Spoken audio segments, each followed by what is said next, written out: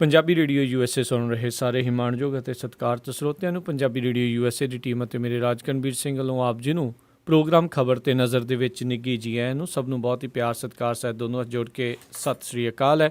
Programme ਖਬਰ ਤੇ ਨਜ਼ਰ ਦੇ ਵਿੱਚ ਪੰਜਾਬ ਭਾਰਤ ਭਰ ਦੀਆਂ ਖਬਰਾਂ ਦੇ ਪਿੱਛੇ ਕੀ ਚੱਲ ਰਿਹਾ ਹੁੰਦਾ ਆ ਉਸ ਦੀ ਗਹਿਰਾਈ ਤੱਕ ਜਾਣ ਦੀ ਸਾਡੀ ਕੋਸ਼ਿਸ਼ ਰਹਿੰਦੀ ਆ। ਸਾਡੇ ਨਾਲ ਅੱਜ ਦੇ ਦਿਨ ਜੁੜਦੇ ਨੇ ਬਲਤੇਜ ਪੰਨੂ ਜੀ ਪਟਿਆਲਾ ਸਟੂਡੀਓਜ਼ ਤੋਂ ਇਸ ਟਾਈਮ ਜੁੜ ਚੁੱਕੇ ਨੇ। ਬਲਤੇਜ ਪੰਨੂ ਜੀ ਆਇਆਂ ਨੂੰ ਸਤਿ ਸ੍ਰੀ ਅਕਾਲ ਹੈ ਜੀ।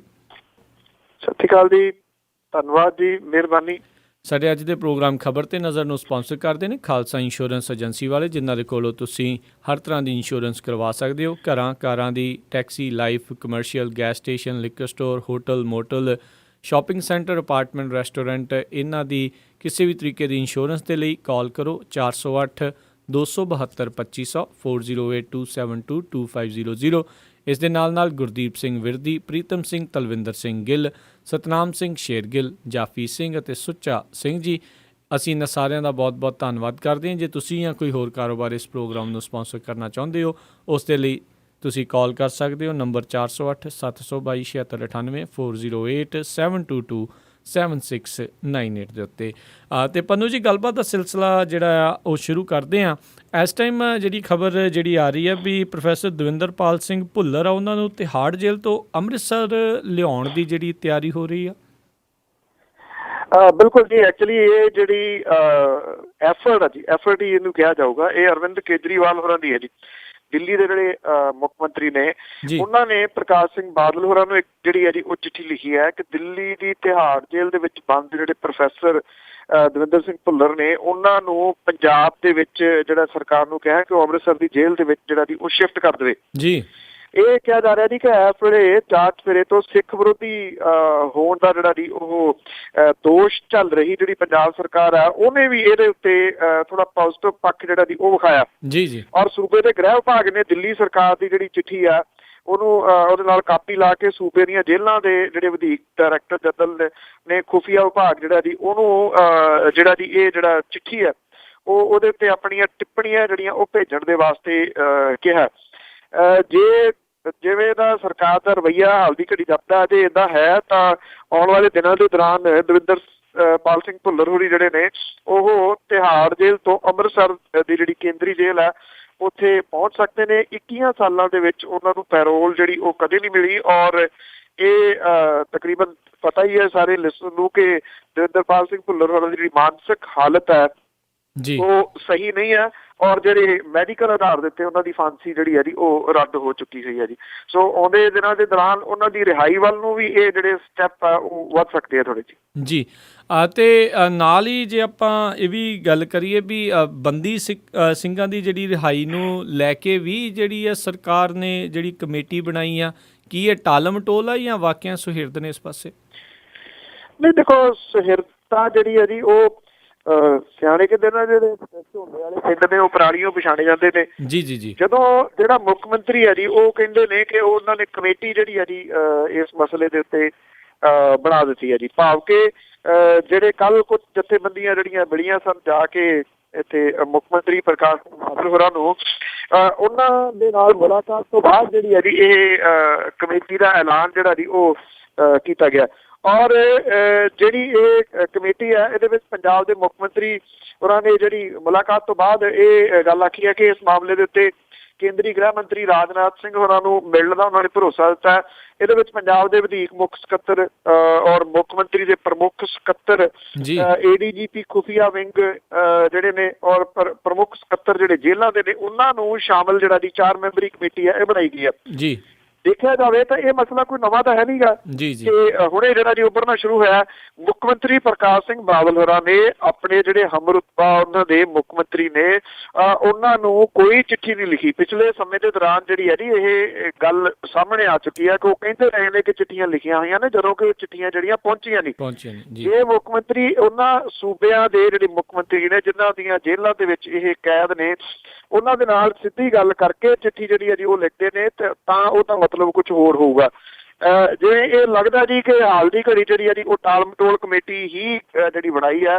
ਇਹਦੀਆਂ ਕਦੋਂ ਮੀਟਿੰਗਸ ਹੁੰਦੀਆਂ ਨੇ, ਨਾ ਕੋਈ ਸਮਾਂ ਸੀਮਾ ਜਿਹੜੀ ਹੈ ਜੀ ਉਹ ਤੈਅ ਕੀਤੀ ਗਈ ਹੈ ਕਿ ਕਿੰਨੀ ਦੇਰ ਤੋਂ ਬਾਅਦ ਇਹ ਜਿਹੜੀ ਕਮੇਟੀ ਆ ਆਪਣੀ ਰਿਪੋਰਟ ਮੁੱਖ ਮੰਤਰੀ ਨੂੰ ਦੇਊਗੀ ਤੇ ਕਦੋਂ ਜਿਹੜੇ ਗ੍ਰਹਿ ਮੰਤਰੀ ਨੇ ਉਹਨਾਂ ਦੇ ਨਾਲ ਮੁਲਾਕਾਤ ਜਿਹੜੀ ਹੈ ਜੀ ਉਹ ਹੋਊਗੀ। ਅਗਲਾ ਸਵਾਲ ਇਹ ਵੀ ਹੈ ਕਿ ਇਹਨਾਂ ਦਿਨਾਂ ਦੇ ਦੌਰਾਨ ਜਿਹੜੀ ਕੇਂਦਰੀ ਸਰਕਾਰ ਹੈ ਜੀ, ਉਹਦੇ ਜਿਹੜੇ ਮੰਤਰੀ ਸੰਤਰੀ ਨੇ ਜੀ, ਉਹ ਪ੍ਰਕਾਸ਼ ਸਿੰਘ ਬਾਦਲ ਉਹਨਾਂ ਨੂੰ ਕਿੱਥੇ ਟਾਈਮ ਦਿੰਦੇ ਨੇ ਜੀ ਮਿਲਣ ਦਾ। ਜੀ ਜੀ। ਅਤੇ ਨਾਲ ਹੀ ਇਸ 'ਤੇ ਜੁੜਿਆ ਹੋਇਆ ਮੈਂ ਸਵਾਲ ਪੁੱਛਣਾ ਚਾਹੂੰਗਾ ਵੀ ਹੁਣ ਜਿਹੜੀ ਇਹਨਾਂ ਨੂੰ ਭਾਜਪਾ ਦੀ ਵੀ ਜ਼ਰੂਰਤ ਨਹੀਂ ਹੈ ਵਿਧਾਨ ਸਭਾ ਦੇ ਵਿੱਚ, ਅਤੇ ਲਗਾਤਾਰ ਪੰਥਕ ਏਜੰਡੇ ਵੱਲ ਨੂੰ ਵੀ ਇਹ ਵੱਧ ਰਹੇ ਨੇ। ਹੁਣ ਇਸ ਚੀਜ਼ ਦੇ ਪ੍ਰਤੀ ਬਹੁਤ ਜ਼ਿਆਦੀਆਂ ਸਰਗਰਮੀਆਂ ਵੀ ਸਰਕਾਰ ਵੱਲੋਂ ਵੀ ਜਿਹੜੀਆਂ ਖੁਦ ਜਿਹੜੀਆਂ ਉਹ ਕੀਤੀਆਂ ਜਾ ਰਹੀਆਂ ਆ। ਕਿਸ ਤਰੀਕੇ ਦੇ ਨਾਲ ਸਾਰਿਆਂ ਨੂੰ ਇਸ ਚੀਜ਼ ਨੂੰ ਦੇਖਣਾ ਚਾਹੀਦਾ? ਦੇਖੋ, ਬੇਸ਼ੱਕ ਪੰਜਾਬ ਦੇ ਵਿੱਚ ਇਹਨਾਂ ਨੂੰ ਭਾਜਪਾ ਦੀ ਜ਼ਰੂਰਤ ਨਾ ਹੋਵੇ, ਪਰ ਇਹ ਤਾਂ ਨਹੀਂ ਭੁੱਲਣਾ ਚਾਹੀਦਾ ਜੀ ਇਹਨਾਂ ਦੀ ਜਿਹੜੀ ਨੂੰਹ ਹੈ ਉਹ ਇਸ ਵੇਲੇ ਤੁਹਾਨੂੰ ਪਤਾ ਜੀ ਉਹ ਕੇਂਦਰ ਦੇ ਵਿੱਚ ਮਿਨਿਸਟਰ ਆ, ਤੇ ਉੱਥੇ ਤਾਂ ਭਾਜਪਾ ਦੀ ਜ਼ਰੂਰਤ ਹੈ ਨਾ ਜੀ। ਇਸ ਵੇਲੇ ਤਾਂ ਮੈਂ ਇੱਕ ਜਿਹੜਾ ਆਰਟੀਕਲ ਪੜ੍ਹ ਰਿਹਾ ਸੀਗਾ ਜੀ, ਜਿਹਦੇ ਵਿੱਚ ਇਹ ਕਿਹਾ ਗਿਆ ਕਿ ਪ੍ਰਕਾਸ਼ ਸਿੰਘ ਬਾਦਲ ਹੋਰਾਂ ਦੇ ਜਿਹੜੇ ਪੱਤੇ ਨੇ ਉਹ ਇੱਕ ਵਾਰੀ ਫੇਰ ਇਸ ਮਾਮਲੇ ਦੇ ਉੱਤੇ ਜਿਹੜਾ ਜੀ ਉਹ ਗਲਤ ਹੋ ਗਏ ਕਿ ਕੌਣ ਉਹਨਾਂ ਦਾ ਦੋਸਤ ਹੈ, ਕੌਣ ਉਹਨਾਂ ਦਾ ਜਿਹੜਾ ਜੀ ਉਹ ਦੁਸ਼ਮਣ ਹੈ, ਕਿਉਂਕਿ ਉਹ ਸਮਝਣ ਦੇ ਵਿੱਚ ਅਸਮਰੱਥ ਜਿਹੜੇ ਜੀ ਉਹ ਰਹੇ। ਉਹਨਾਂ ਨੂੰ ਤਾਂ ਇਹੀ ਲੱਗਦਾ ਰਿਹਾ ਨਾ, ਜੋ ਸੁਖਬੀਰ ਸਿੰਘ ਬਾਦਲ ਹੋਰੀ ਵੀ ਕਹਿੰਦੇ ਰਹੇ ਵੀ ਟਰੱਕ ਭਰ ਭਰ ਕੇ ਨੋਟਾਂ ਦੇ ਜਿਹੜੇ ਨੇ ਉਹ ਆਈ ਜਾਣੇ ਨੇ, ਉੱਤੇ ਜਿਹੜੇ ਨੇ ਉਹ ਪੁੱਛਦੇ ਨਹੀਂ ਪਏ। ਤੇ ਹਾਈ ਕਮਾਂਡ ਜਿਹੜੀ ਹੈ ਜੀ ਉਹਨੂੰ ਕਿਸੇ ਵੀ ਹਾਲਤ ਦੇ ਵਿੱਚ ਕੋਈ ਕੁਛ ਕਹੀ ਚੱਲੇ, ਬੀਜੇਪੀ ਨੂੰ ਪ੍ਰਕਾਸ਼ ਸਿੰਘ ਬਾਦਲ ਹੋਰੀ ਆਪਣੇ ਜੀਂਦੇ ਜੀ ਛੱਡਣਗੇ ਨਹੀਂ, ਕਿਉਂਕਿ ਅਜੇ ਸ਼ਾਇਦ ਪੰਜਾਬ ਦਾ ਬੇੜਾ ਗਰਕ ਹੋਣਾ ਬਾਕੀ ਹੈ। ਜੀ ਜੀ। ਤੇ ਅਗਲੀ ਜੇ ਆਪਾਂ ਗੱਲ ਕਰੀਏ ਦਿੱਲੀ ਦੀ ਜਿਹੜੀ ਸਰਕਾਰ ਆ ਆਮ ਆਦਮੀ ਪਾਰਟੀ ਦੀ, ਉਸ ਦੇ ਲਈ ਇਹ ਬੜਾ ਹੀ ਅਹਿਮ ਦਿਨ ਆ। ਸੁਪਰੀਮ ਕੋਰਟ ਤੇ ਹਾਈ ਕੋਰਟ ਦੇ ਵਿੱਚ ਜਿਹੜੇ ਮਾਮਲੇ ਚੱਲ ਰਹੇ ਆ, ਅੱਜ ਦਾ ਦਿਨ ਬੜਾ ਅਹਿਮ ਦਿਨ ਹੈ ਜੀ। ਲੋਕਾਂ ਨੇ ਸਹਿਯੋਗ ਦਿੱਤਾ ਜਿਹੜੀ ਆਮ ਆਦਮੀ ਪਾਰਟੀ ਨੂੰ, ਔਰ ਸੁਪਰ ਮੈਜੋਰਿਟੀ ਦੇ ਵਿੱਚ ਉਹ ਹੈਗੇ ਨੇ, ਪਰ ਸੈਂਟਰ ਦੀ ਸਰਕਾਰ ਜੋ ਕੁਝ ਕਰ ਰਹੀ ਹੈ ਉਹਦੀ ਡਿਟੇਲ ਦੇਣ ਦੀ ਜ਼ਰੂਰਤ ਨਹੀਂ, ਸਭ ਨੂੰ ਪਤਾ ਹੈ। ਔਰ ਦਿੱਲੀ ਦੀ ਸੱਤਾ ਨੂੰ ਲੈ ਕੇ ਦਿੱਲੀ ਤੇ ਕੇਂਦਰ ਸਰਕਾਰਾਂ ਦਰਮਿਆਨ ਜਿਹੜਾ ਜੰਗ ਜਿਹੜੀ ਜਾਰੀ ਸੀਗੀ, ਅੱਜ ਉਹਦਾ ਬੜਾ ਅਹਿਮ ਦਿਨ ਜਿਹੜਾ ਹੈ, ਕਿਉਂਕਿ ਅਦਾਲਤ ਦੇ ਵਿੱਚ ਇਹ ਪਹੁੰਚੀ ਹੋਈ ਹੈ ਜੀ। ਦਿੱਲੀ ਹਾਈ ਕੋਰਟ ਤੇ ਸੁਪਰੀਮ ਕੋਰਟ ਦੋਨਾਂ ਦੇ ਵਿੱਚ ਅੱਜ ਜਿਹੜੀ ਹੈ ਜੀ ਉਹ ਸੁਣਵਾਈ ਹੈ। ਦੋਵੇਂ ਅਦਾਲਤਾਂ ਅੱਜ ਇਸ ਸੁਣਵਾਈ ਦੇ ਵਾਸਤੇ ਰਾਜੀ ਹੋਈਆਂ ਨੇ। ਉਮੀਦ ਹੈ ਜੀ ਕਿ ਅਦਾਲਤਾਂ ਜਿਹੜੀਆਂ ਨੇ ਇਸ ਜੰਗ ਨੂੰ ਠੰਡੀ ਪਾਉਣਗੀਆਂ।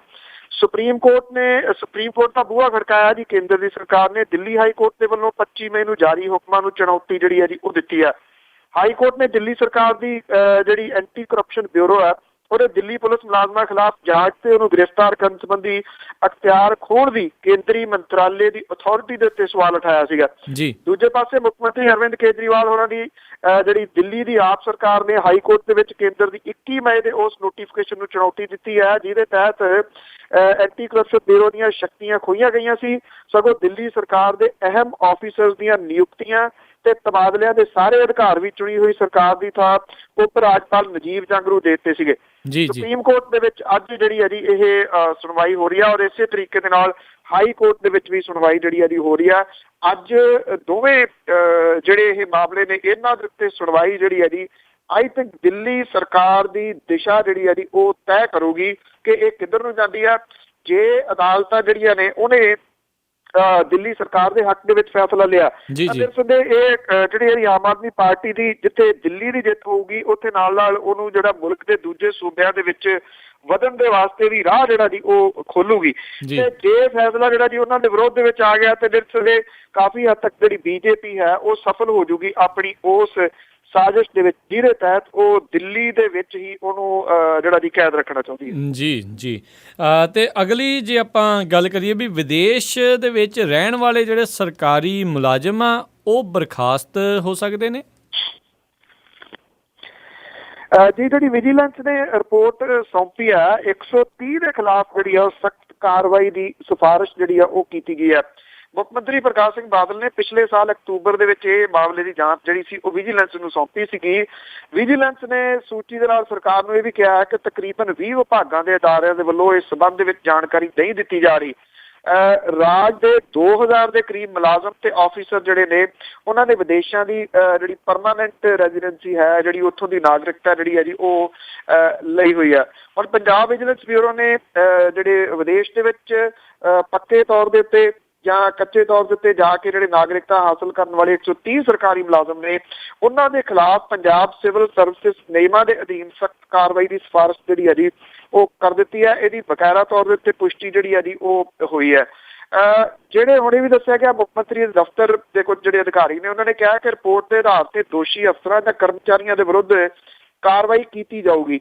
ਇਹਦੇ ਮੁਤਾਬਕ ਕਿਸੇ ਕਰਮਚਾਰੀ ਨੂੰ ਨੌਕਰੀ ਤੋਂ ਬਰਖਾਸਤ ਕੀਤਾ ਜਾ ਸਕਦਾ ਹੈ। ਔਰ ਵਿਜੀਲੈਂਸ ਦੀ ਮੁੱਢਲੀ ਪੜਤਾਲ ਦੇ ਦੌਰਾਨ ਵੀ ਇਹ ਜਿਹੜਾ ਸਾਹਮਣੇ ਆਇਆ ਸੀਗਾ ਕਿ ਜਿਹੜੇ A ਕਲਾਸ ਆਫੀਸਰ ਨੇ ਉਹਨਾਂ ਦੇ ਵੱਲੋਂ ਬਲੈਕ ਮਨੀ ਨੂੰ ਵਿਦੇਸ਼ਾਂ ਦੇ ਵਿੱਚ ਪਹੁੰਚਾਉਣ ਲਈ NRI ਖਾਤਿਆਂ ਦਾ ਰਾਹ ਜਿਹੜਾ ਦੀ ਉਹ ਅਖਤਿਆਰ ਕੀਤਾ ਜਾ ਰਿਹਾ, ਕਿਉਂਕਿ ਜਿਹੜੇ ਇਹ ਆਫੀਸਰ ਬਾਹਰ ਜਾ ਕੇ ਵਸੇ ਨੇ ਇਹ ਉਹ ਨੇ ਜੀ ਜਿਹੜੇ ਇੱਥੋਂ ਮੋਟਾ ਪੈਸਾ ਲੈ ਕੇ ਗਏ ਨੇ ਜੀ ਪੰਜਾਬ ਦੇ ਵਿੱਚ, ਉੱਥੇ ਜਾ ਕੇ ਬਿਜ਼ਨਸ ਤੇ ਘਰ-ਬਾਰ ਜਿਹੜੇ ਇਹਨਾਂ ਨੇ ਲਏ ਨੇ। ਇਹ ਇੱਕ ਕਾਲਾ ਧਨ ਜਿਹੜਾ ਜੀ ਉੱਥੇ ਜਾ ਕੇ ਇਹਨੂੰ ਚਿੱਟਾ ਕਰਨ ਦਾ ਤਰੀਕਾ। ਉੱਥੋਂ ਦੀਆਂ ਸਰਕਾਰਾਂ ਇਸ ਕਰਕੇ ਨਹੀਂ ਪੁੱਛਦੀਆਂ ਵੀ ਪੈਸਾ ਆ ਰਿਹਾ ਉਹਨਾਂ ਕੋਲੇ। ਜੀ ਬਿਲਕੁਲ ਬਿਲਕੁਲ।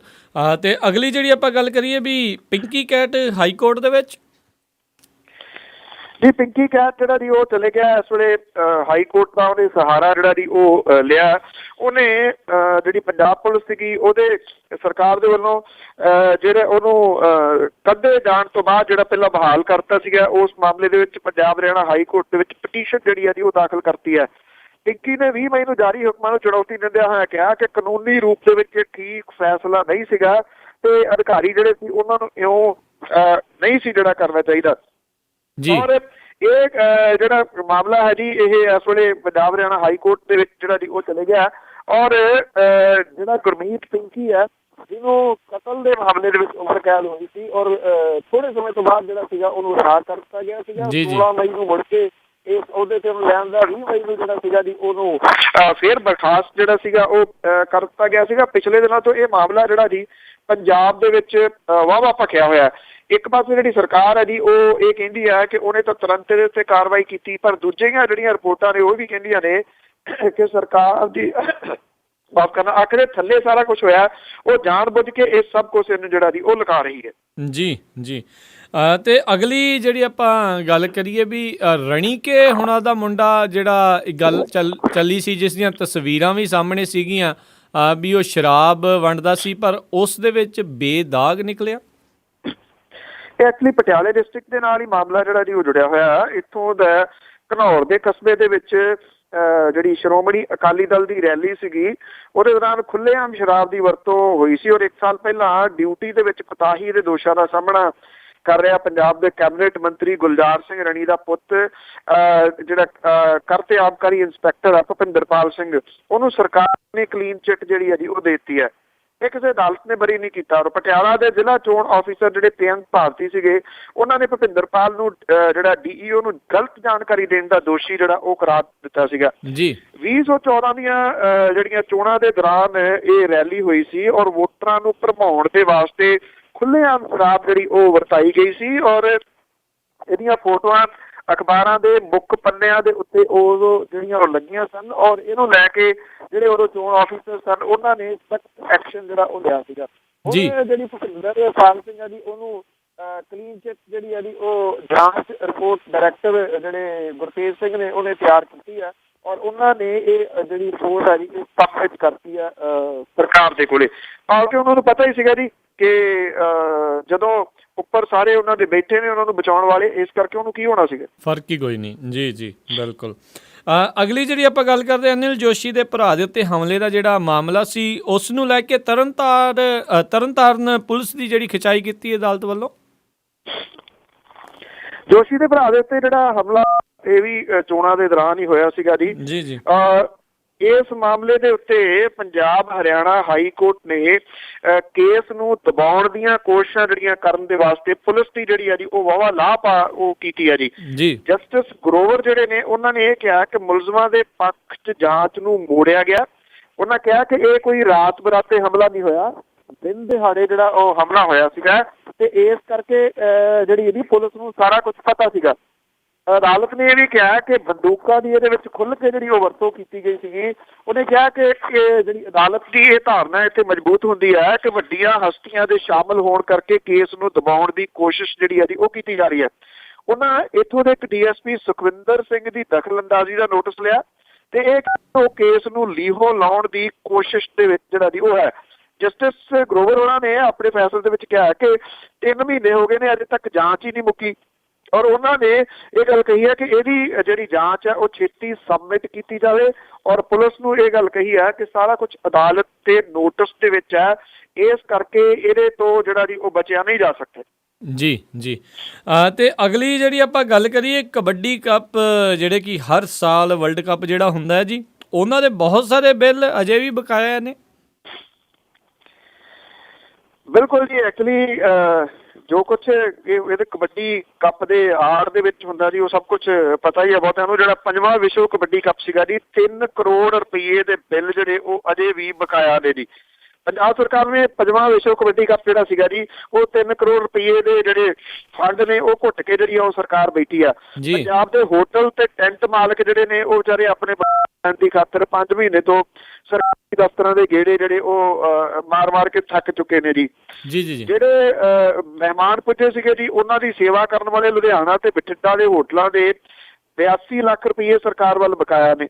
ਕਬੱਡੀ ਕੱਪ ਦੇ ਜਿਹੜੇ ਸਮਾਰੋਹ ਸੀ, ਉਹਨਾਂ ਦੀ ਜਿਹੜੀ ਸਾਰੀ ਤਿਆਰੀ ਕਰਨ ਵਾਲੀ ਕੰਪਨੀ ਫੈਰਿਸਵੀਲ ਨੂੰ ਤਾਂ ਸਰਕਾਰ ਨੇ ਜਿਹੜਾ 5.25 ਕਰੋੜ ਰੁਪਈਆ ਸੀਗਾ ਉਹ ਨਾਲ ਦੀ ਨਾਲ ਦੇ ਦਿੱਤਾ ਸੀਗਾ, ਤੇ ਕਈ ਜ਼ਿਲ੍ਹਿਆਂ ਨੂੰ 98 ਲੱਖ ਰੁਪਏ ਦੇ ਪੈਸੇ ਜਿਹੜੇ ਸੀਗੇ ਉਹ ਜਾਰੀ ਕਰਤੇ ਸੀ। ਕਬੱਡੀ ਕੱਪ ਦੇ ਦੌਰਾਨ ਖਿਡਾਰੀਆਂ ਨੂੰ ਬਠਿੰਡਾ ਦੇ ਹੋਟਲਾਂ ਦੇ ਵਿੱਚ ਅਸੀਂ ਇਹਨਾਂ ਹੋਟਲ ਮਾਲਕਾਂ ਦੇ ਕਰੀਬ 50 ਲੱਖ ਰੁਪਏ ਦੇ ਬਿੱਲ ਜਿਹੜੇ ਉਹ ਸਰਕਾਰ ਦੇ ਕੋਲੇ ਫਸੇ ਹੋਏ ਨੇ।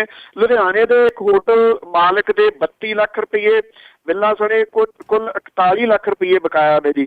ਔਰ ਜਿੱਥੇ ਜਿਹੜੇ ਡਾਇਰੈਕਟਰ ਨੇ ਖੇਡ ਵਿਭਾਗ ਦੇ, ਉਹ ਇਹ ਕਹਿੰਦੇ ਨੇ ਕਿ ਏਦਾਂ ਦੀ ਫੰਡਾਂ ਦੀ ਤਾਂ ਕੋਈ ਕਮੀ ਨਹੀਂ, ਫੰਡ ਤਾਂ ਇੰਨਾ ਪਿਆ ਵੀ ਜਿੰਨੇ ਬਿੱਲ ਆਈ ਜਾਂਦੇ ਅਸੀਂ ਨਾਲ ਜਿਹੜਾ ਜੀ ਉਹ ਦੇਈ ਜਾਂਦੇ ਆ। ਦੂਜੇ ਪਾਸੇ ਜਿਹੜੀ ਹੋਟਲ ਮਾਲਕ ਐਸੋਸੀਏਸ਼ਨ ਹੈ, ਉਹਨੇ ਧਮਕੀ ਦਿੱਤੀ ਹੈ ਕਿ ਇੱਕ ਹਫ਼ਤੇ ਦੇ ਵਿੱਚ ਬਕਾਇਆ ਜਿਹੜਾ ਜੀ ਉਹ ਨਾ ਦਿੱਤਾ ਗਿਆ ਤਾਂ ਉਹ ਜਿਹੜਾ ਜੀ ਇਸ ਮਾਮਲੇ ਨੂੰ ਲੈ ਕੇ ਐਜੀਟੇਸ਼ਨ ਜਿਹੜੀ ਹੈ ਜੀ ਉਹ ਕਰਨਗੇ।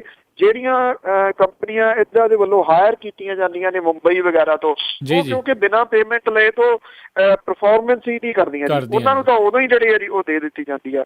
ਪਰ ਜਿਹੜਾ ਜੀ ਇਹੋ ਜਿਹੇ ਜਿਹੜੇ ਪੰਜਾਬ ਵਾਲੇ ਨੇ, ਅਜੇ ਤਾਂ ਵੈਸੇ ਪਹਿਲੇ ਦੂਜੇ ਵਾਲੇ ਵੀ ਕਈ ਜਿਹੜੇ ਉਹ ਤੁਰੇ ਫਿਰਦੇ ਨੇ ਜੀ। ਇੱਕ ਬੰਦਾ ਮੈਨੂੰ ਯਾਦ ਹੈ ਜਿਹੜਾ ਦਿਹਾੜੀ ਦੇ ਉੱਤੇ ਇਹਨਾਂ ਨੇ ਲਾਇਆ ਸੀਗਾ ਜੀ ਕਬੱਡੀ ਦੇ ਵਾਸਤੇ ਵੱਖ-ਵੱਖ ਚੌਂਕਾਂ 'ਚ ਖੜਾ, ਉਹਦੇ ਵਿਚਾਰੇ ਦੀਆਂ ਦਿਹਾੜੀਆਂ ਹੀ ਨਹੀਂ ਅਜੇ ਤੱਕ ਦਿੱਤੀਆਂ ਜੀ। ਜੀ ਬਿਲਕੁਲ। ਤੇ ਅਗਲੀ ਜਿਹੜੀ ਗੱਲ ਕਰੀਏ ਵੀ ਰਾਹੁਲ ਗਾਂਧੀ ਨੇ ਆਖਿਆ ਵੀ RSS ਚਲਾ ਰਹੀ ਹੈ ਸਰਕਾਰ। ਕਾਫੀ ਛੁੱਟੀਆਂ ਤੋਂ ਬਾਅਦ ਦੇ ਵਿੱਚ ਜਦੋਂ ਦੇ ਆਏ ਨੇ ਸਰਗਰਮ ਲੱਗ ਰਹੇ ਨੇ। ਬਿਲਕੁਲ ਜੀ, ਜਿਹੜਾ ਰਾਹੁਲ ਗਾਂਧੀ ਹੈ ਜੀ ਉਹਦੇ ਤੇਵਰ ਕਾਫੀ ਤਿੱਖੇ ਜਿਹੜੇ ਜੀ ਉਹ ਜਾਪਦੇ ਨੇ ਜੀ ਇਸ ਵੇਲੇ।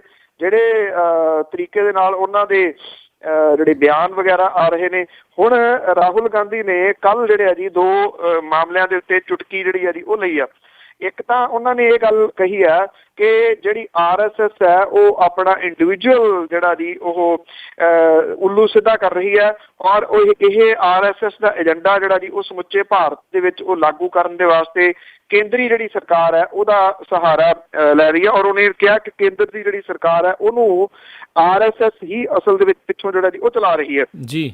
ਡਾਕਟਰ ਮਨਮੋਹਨ ਸਿੰਘ ਹੋਰਾਂ ਦੀ ਜਿਹੜੀ ਮੁਲਾਕਾਤ ਕੱਲ ਹੋਈ ਸੀਗੀ ਨਰਿੰਦਰ ਮੋਦੀ ਹੋਰਾਂ ਦੇ ਨਾਲ, ਉਹਦੇ ਉੱਤੇ ਵੀ ਜਿਹੜਾ ਜੀ ਰਾਹੁਲ ਗਾਂਧੀ ਨੇ ਇੱਕ ਟਿੱਪਣੀ ਕੀਤੀ ਆ। ਉਹਨੇ ਇਹ ਗੱਲ ਕਹੀ ਹੈ ਕਿ ਜਿਹੜੇ ਡਾਕਟਰ ਮਨਮੋਹਨ ਸਿੰਘ ਹੋਰੀ ਸੀਗੇ, ਉਹਨਾਂ ਨੇ ਕਲਾਸ ਜਿਹੜੀ ਹੈ ਜੀ ਲਈ ਆ ਨਰਿੰਦਰ ਮੋਦੀ ਦੀ। ਉਹਨੂੰ ਇਹ ਪੁੱਛਿਆ ਕਿ ਤੁਹਾਨੂੰ ਤਾਂ ਇਕੋਨਮੀ ਜਿਹੜੀ ਚਲਾਉਣੀ ਨਹੀਂ ਆਉਂਦੀ, ਇਸ ਕਰਕੇ ਮੇਰੀ ਸਲਾਹ ਜਿਹੜੀ ਹੈ ਜੀ ਉਹ ਲਓ।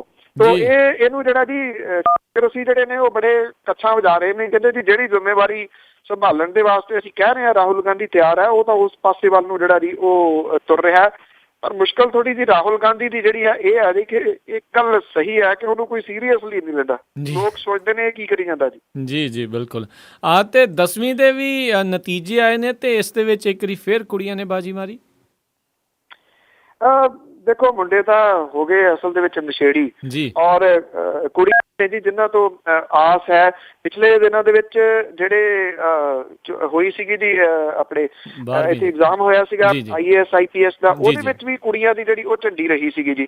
ਇਹਦਾ ਮਤਲਬ ਆਉਣ ਵਾਲੇ ਸਮੇਂ ਦੇ ਦੌਰਾਨ ਜਿੱਧਰ ਨੂੰ ਸਾਰੀ ਕਹਾਣੀ ਜਾ ਰਹੀ ਹੈ, ਚਾਹੇ +1 ਦੇ ਨੇ, +2 ਦੇ ਨੇ, ਚਾਹੇ 10th ਦੇ ਨੇ, ਕਿ ਜਿਹੜੀਆਂ ਲੜਕੀਆਂ ਨੇ ਜੀ ਉਹਨਾਂ ਦੀ ਝੰਡੀ ਪੰਜਾਬ ਦੇ ਵਿੱਚ ਜਿਹੜੀ ਰਹੂਗੀ। ਇੱਕ ਪੱਖੋਂ ਚੰਗੀ ਵੀ ਜਿਹੜੀ ਹੈ ਜੀ ਉਹ ਗੱਲ ਹੈ, ਕਿਉਂਕਿ ਭਰੂਣ ਹੱਤਿਆ ਦੇ ਵਿੱਚ ਇਹ ਜਿਹੜਾ ਸੂਬਾ ਬਦਨਾਮ ਹੈ। ਪਰ ਲੜਕੀਆਂ ਜਿਵੇਂ ਡੇ ਬਾਈ ਡੇ ਅੱਗੇ ਜਿਹੜੀਆਂ ਉਹ ਲੰਘ ਰਹੀਆਂ ਨੇ, ਮੁੰਡੇ ਜਿਹੜੇ ਨੇ ਉਹ ਨਸ਼ੇੜੀ ਹੋਈ ਜਾ ਰਹੇ ਨੇ। ਸੋ ਇਸ ਪੱਖੋਂ ਇਹ ਆਈ ਥਿੰਕ ਪੋਜ਼ਿਟਿਵ ਖਬਰਾਂ ਨੇ ਜੇ ਕੋਈ ਇਹਨੂੰ ਲਵੇ ਤਾਂ। ਜੀ। ਤੇ ਪਰੀਕਰ ਹੁਣਾਂ ਨੇ ਆਖਿਆ ਵੀ ਜੰਮੂ ਕਸ਼ਮੀਰ ਦੇ ਵਿੱਚ ਫੌਜ ਤਾਂ ਹੀ ਕੰਮ ਕਰੂਗੀ ਜੇ ਅਫਸਪਾ ਐਕਟ ਲਾਗੂ ਕੀਤਾ ਜਾਵੇਗਾ। ਜਿਹੜਾ ਅਫਸਪਾ ਹੈ ਜੀ, ਉਹ ਐਕਚੁਅਲੀ ਜਿਹੜੇ ਉੱਥੋਂ ਦੇ ਮੁੱਖ ਮੰਤਰੀ ਨੇ, ਕਿਉਂਕਿ ਉਹਨਾਂ ਦੇ ਏਜੰਡੇ ਦੇ ਉੱਤੇ ਹੈ ਕਿ ਇਹ ਜਿਹੜਾ ਹਥਿਆਰਬੰਦ ਫੌਜਾਂ ਦੇ ਸੰਬੰਧੀ ਜਿਹੜਾ ਐਕਟ ਹੈ ਅਫਸਪਾ, ਉਹ ਲਾ ਦੇਣਾ ਚਾਹੀਦਾ, ਖਤਮ ਕਰ ਦੇਣਾ ਚਾਹੀਦਾ। ਜਦੋਂ ਕਿ ਇਹਦੇ ਉੱਤੇ ਜਿਹੜੇ ਮਿਨਿਸਟਰ ਨੇ ਜੀ, ਉਹਨਾਂ ਨੇ ਪਰੀਕਰ ਹੋਰਾਂ ਨੇ, ਉਹਨਾਂ ਨੇ ਰੱਖਿਆ ਮੰਤਰੀ ਨੇ, ਉਹਨੇ ਇਹ ਗੱਲ ਕਹੀ ਹੈ ਜੀ ਕਿ ਅਫਸਪਾ ਜਿਹੜਾ ਜੀ ਉਹ ਲਾਇਆ ਨਹੀਂ ਜਾਊਗਾ। ਇੱਥੋਂ ਇਉਂ ਲੱਗਦਾ ਜੀ ਕਿ ਜਿਹੜਾ ਜੰਮੂ ਕਸ਼ਮੀਰ ਦੀ ਸਰਕਾਰ ਤੇ ਕੇਂਦਰ ਦੇ ਵਿਚਾਲੇ ਇਸ ਮਸਲੇ ਦੇ ਉੱਤੇ ਨਵਾਂ ਟਕਰਾਓ ਜਿਹੜਾ ਜੀ ਉਹ ਹੋ ਸਕਦਾ ਆਉਂਦੇ ਦਿਨਾਂ 'ਚ। ਜੀ ਜੀ। ਤੇ ਨਾਲ ਹੀ ਇੱਕ ਜਾਂਦੇ ਜਾਂਦੇ ਖਬਰ ਜਿਹੜੀ ਆਈ ਸੀ, ਹਰਸਿਮਰਤ ਬਾਦਲ ਹੁਣਾਂ ਦੀ ਚੋਣ ਖਿਲਾਫ ਨਜ਼ਰਸਾਨੀ ਪਟੀਸ਼ਨ। ਇਹ ਐਕਚੁਅਲੀ ਬਿਲਕੁਲ ਜੀ, actually Punjab Haryana high court ਦੇ ਵਿੱਚ ਜਿਹੜੀ ਹੈ ਜੀ ਇਹ ਦਾਖਲ ਕੀਤੀ ਗਈ ਆ। ਔਰ ਇੱਦਾਂ ਦੀਆਂ ਪਟੀਸ਼ਨਾਂ ਜਿਹੜੀਆਂ ਨੇ ਨਾ ਜੀ, ਉਹ ਅਕਸਰ ਹੀ ਹੁੰਦੀਆਂ ਰਹਿੰਦੀਆਂ ਨੇ ਦਾਇਰ, ਤੇ ਖਾਰਜ ਵੀ ਜਿਹੜੇ ਉਹ ਹੁੰਦੀਆਂ ਰਹਿੰਦੀਆਂ ਨੇ। ਤੇ ਇਹਨਾਂ ਦੇ ਉੱਤੇ ਬਹੁਤਾ ਕਦੀ ਬਹੁਤ ਕੋਈ ਸਟਰੋਂਗ ਜਿਹੜਾ ਫੈਸਲਾ ਆਇਆ ਹੋਵੇ ਕਿਤੇ ਕੁ ਤਾਈਂ ਜਿਹੜਾ ਜੀ ਕੋਈ ਟਾਵਾਂ ਟਾਵੇਂ ਲੱਭਦਾ। ਅਦਰਵਾਈਜ਼ ਜਿਹੜਾ ਜੀ ਇਹ ਪੋਲੀਟੀਕਲ ਤੌਰ ਦੇ ਉੱਤੇ ਹੀ ਕਿਤੇ ਨਾ ਕਿਤੇ ਹੁੰਦੀਆਂ ਨੇ ਜਿਹੜੀਆਂ ਵਿਰੋਧੀ ਪਾਰਟੀਆਂ ਕਰਦੀਆਂ ਨੇ, ਸਟੈਂਡ ਨਹੀਂ ਕਰਦੀਆਂ ਅਸਲ ਦੇ ਵਿੱਚ ਜਿਹੜਾ ਜੀ ਇਹ ਅਦਾਲਤਾਂ ਦੇ ਵਿੱਚ ਲੰਮਾ ਸਮਾਂ। ਹਾਂ, ਇੱਕ ਦੋ ਪੇਸ਼ੀਆਂ ਤੋਂ ਬਾਅਦ ਤਕਰੀਬਨ ਖਾਰਜ ਹੋ ਜਾਂਦੀਆਂ ਨੇ। ਜੀ ਜੀ ਜੀ। ਤਾਂ ਸਰੋਤੇ ਹੋਏ ਸੀਗੀਆਂ ਸਾਡੀਆਂ ਅੱਜ ਦੀਆਂ ਖਬਰਾਂ, ਜਿਨ੍ਹਾਂ ਬਾਰੇ ਸਾਨੂੰ ਜਿਹੜੀ ਇਹ ਜਾਣਕਾਰੀ ਦੇ ਰਹੇ ਸੀ ਬਲਤੇਜ ਪੰਨੂ ਜੀ। ਤੇ ਬਲਤੇਜ ਪੰਨੂ ਜੀ, ਜਾਣ ਤੋਂ ਪਹਿਲਾਂ ਅੱਜਨਾਮਾ ਕਿ ਭਾਰਤ ਦੇਸ਼ ਦੀ ਨਵੀਂ ਕਮਾਲ ਸੁਣਿਓ, ਕੁੱਤੀ ਕਿਸੇ ਧਨਵਾਨ ਦੀ ਮਰੀ ਮੀਆਂ। ਜੀ। ਭਾਰਤ ਦੇਸ਼ ਦੀ ਨਵੀਂ ਕਮਾਲ ਸੁਣਿਓ, ਕੁੱਤੀ ਕਿਸੇ ਧਨਵਾਨ ਦੀ ਮਰੀ ਮੀਆਂ, ਕੀਤਾ ਸ਼ਾਨ ਦੇ ਨਾਲ ਸੰਸਕਾਰ ਉਹਦਾ, ਪਿੱਛੋਂ ਕਿਰਿਆ ਗਈ ਸੀ ਕਰੀ ਮੀਆਂ। ਜੀ। ਕਿਸੇ ਧਾਰਮਿਕ ਆਗੂ ਨੇ ਪੜ੍ਹੇ ਮੰਤਰ, ਬਹੁਤ ਲੋਕਾਂ ਸੀ ਹਾਜ਼ਰੀ ਭਰੀ ਮੀਆਂ, ਕਈ ਕਿਸਮ ਦਾ ਖਾਣਾ ਸੀ ਪੇਸ਼ ਕੀਤਾ, 4 ਕਿਸਮ ਮਿਠਾਈ ਵੀ ਧਰੀ ਮੀਆਂ। ਜੀ। ਕੁੱਤੀ ਖਾਤਰ ਚਲਿੱਤਰ ਹਨ ਕਈ ਕੀਤੇ, ਰੁਲਦਾ ਦੇਸ਼ ਵਿੱਚ ਫਿਰੇ ਮਨੁੱਖ ਮੀਆਂ। ਜੀ। ਕੁੱਤੀ ਖਾਤਰ ਚਲਿੱਤਰ ਹਨ ਕਈ ਕੀਤੇ, ਰੁਲਦਾ ਦੇਸ਼ ਵਿੱਚ ਫਿਰੇ ਮਨੁੱਖ ਮੀਆਂ, ਮਾਲ ਮੁਫਤ ਦਾ ਜਿਨ੍ਹਾਂ ਦੇ ਹੱਥ ਲੱਗਾ, ਉਹ ਨਾ ਸਮਝਦੇ ਬੰਦੇ ਦਾ ਦੁੱਖ ਮੀਆਂ। ਜੀ ਜੀ ਜੀ। ਬਹੁਤ ਬਹੁਤ ਤੁਹਾਡਾ ਧੰਨਵਾਦ ਬਲਤੇਜ ਪੰਨੂ ਜੀ, ਤੁਸੀਂ ਸਾਡੇ ਨਾਲ ਜੁੜੇ, ਇਹਨਾਂ ਖਬਰਾਂ ਬਾਰੇ ਸਾਨੂੰ ਇਹ ਜਾਣਕਾਰੀ ਦਿੱਤੀ। ਅਗਲੇ ਬੁਲੇਟਿਨ ਤੱਕ ਲਈ ਤੁਹਾਡਾ ਬਹੁਤ ਬਹੁਤ ਧੰਨਵਾਦ, ਮਿਹਰਬਾਨੀ, ਸਤਿ ਸ੍ਰੀ ਅਕਾਲ। ਥੈਂਕ ਯੂ ਜੀ, ਬੜੀ ਮਿਹਰਬਾਨੀ ਜੀ, ਸਤਿ ਸ੍ਰੀ ਅਕਾਲ ਜੀ। ਸੋ ਤੁਸੀਂ ਸੁਣ ਰਹੇ ਸੀ ਆਪਾਂ ਅੱਜ ਦਾ ਇਹ ਪ੍ਰੋਗਰਾਮ ਖਬਰ ਤੇ ਨਜ਼ਰ। ਇਹ ਹੁਣ ਪ੍ਰੋਗਰਾਮ ਇੱਥੇ ਹੀ ਸਮਾਪਤ ਹੁੰਦਾ ਹੈ। ਹੁਣ ਮੈਨੂੰ ਰਾਜਕਨਵੀਰ ਸਿੰਘ ਨੂੰ ਵੀ ਇਜਾਜ਼ਤ ਦਿਓ। ਮੇਰੇ ਵੱਲੋਂ ਵੀ ਆਪ ਸਭ ਨੂੰ ਬਹੁਤ ਪਿਆਰ ਸਤਿਕਾਰ ਸਹਿਤ ਦੋਨੋਂ ਹੱਥ ਜੋੜ ਕੇ ਨਿੱਘੀ ਜਿਹੀ ਸਤਿ ਸ੍ਰੀ ਅਕਾਲ। ਜਿਉਂਦੇ ਵਾਸਤੇ ਰਹੋ, ਹੱਸਦੇ ਖੇਲਦੇ ਰਹੋ ਤੇ ਸੁਣਦੇ ਰਹੋ ਜੀ ਪੰਜਾਬੀ ਰੇਡੀਓ USA।